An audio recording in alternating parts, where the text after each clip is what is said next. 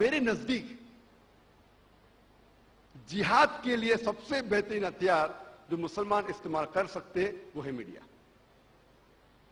یہ میڈیا کے ذریعے اسلام کو بدنام کیا جا رہا ہے. کیوں نہ ہم اس میڈیا کو استعمال کریں لوگوں تک اسلام کا پیغام پہنچانے کے لیے. میں جانتا ہوں اکثر علماء کہتے ہیں کہ ٹی وی دیکھنا حرام ہے، اور میں بھی اس بات سے سہمت ہوں، کیونکہ 99% سے زیادہ 99% سے زیادہ جو آپ کیبل ٹی وی پہ دیکھتے میرے نزدیک حرام ہے.